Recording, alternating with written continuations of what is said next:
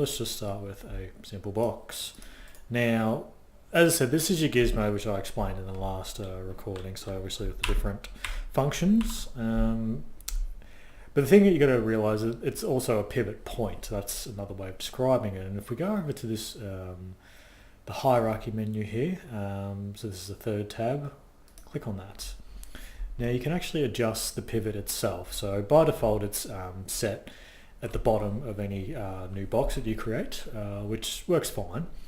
But what you want to do, because this will pop up occasionally, when you're working in that, I found that this was an issue, but when the gizmo does that, so you click affect pivot only. Now what this is going to do is just affect, as it says, the pivot only, but you've got alignment options here. So if you want, you can center it to the object, and so that'll take all the coordinates of the actual object itself and smack it bang in the center. You can affect the object only and the hierarchy only, but as far as what we really only need is just the pivot only to be affected.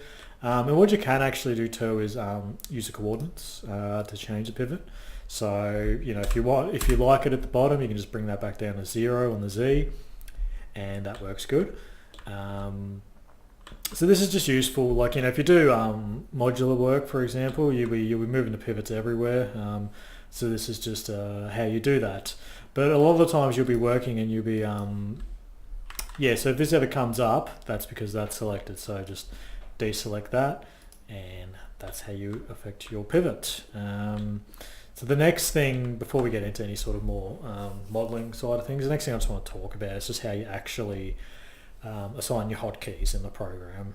You're going to be using a lot of hotkeys when you actually get into the bulk of modeling. So how do we assign a hotkey? So very simple. So if you look at your customize menu up the top here, just click that, and customize user interface, click on that.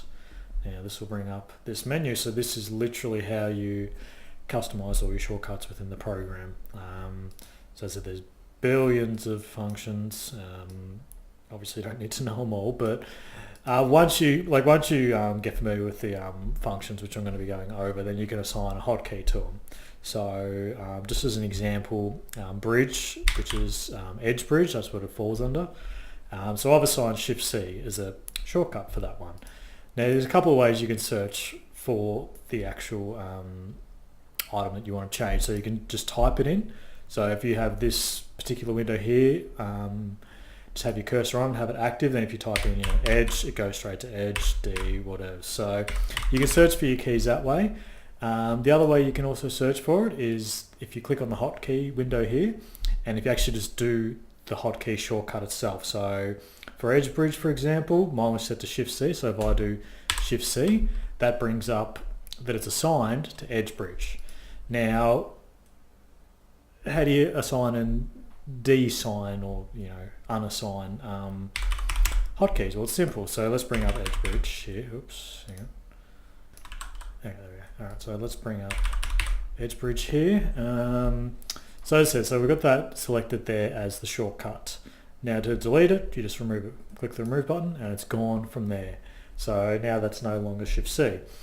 But if you wanted to assign it to a product, you just click on it, then you click your hotkey, Shift C, and it says that it's not assigned because we got rid of it, you see. So it's a free button. What you'll do, or what you'll notice too, is like when you're assigning different keys, some will be used by other things. So it's good, like when you get to the point where you're going to customize your own functions, it's good just to maybe write down what you deleted, just in case, because there's tons on here, and that's just something I did.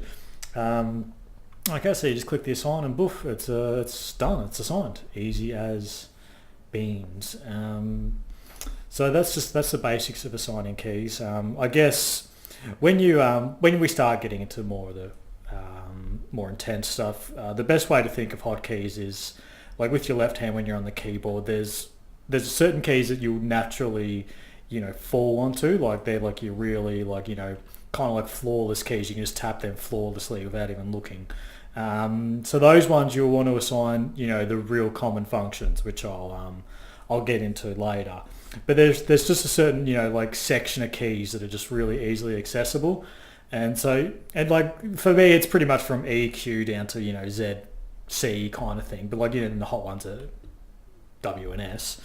But just like be aware that there'll be sort of like a section of around 9 keys that are just really easy to just go into and all that. So yeah, when you start assigning different keys, you'll be able to you'll know that, in other words. So that's just something to consider when you do the assigning of keys. Okay.